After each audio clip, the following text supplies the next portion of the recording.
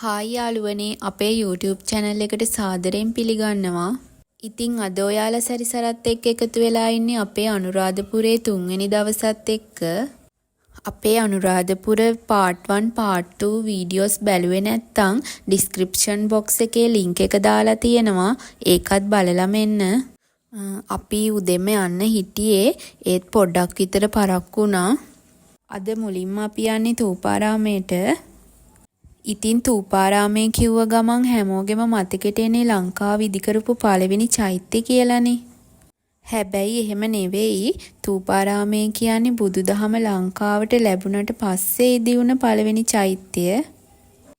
ඊළඟට ඉතින් අපි ලංකාරාමෙත් බලාගෙන කුට්ටම් පොකුණ පැත්තට තමයි ආවේ.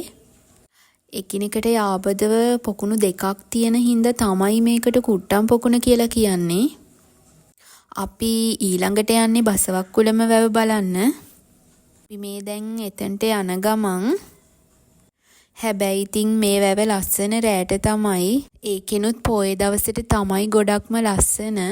මේ වැවට බසවක්කුළම වැව කියලාත් කියනවා, අබේ වැව කියලාත් කියනවා. ඉතින් අපි පොඩ්ඩක් මෙතනට වෙලා නිදහසේ ඉඳලා මේ ළඟම තියෙනවා නාන්න පුළුවන් ඇලක්. ඒකෙනුත් නාලා ඊළඟට අපි ගියේ රුවන්වැලි සෑයට. ඔයාලට දැන් මේ පේන්නේ රුවන්වැලි සෑය. මෙතෙන්ට ගිහාම හිතට පුදුම සැනසීමක් දැනෙනවා. ඒක වචන වලින් කියන්න තේරෙන්නේ නැහැ. ඒක ඔයාලත් ඇවිල්ලාම බලන්න ඕනි.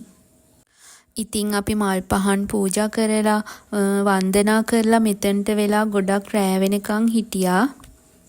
අදට අපේ අනුරාධපුර 3 වෙනි vlog එක ඉවරයි.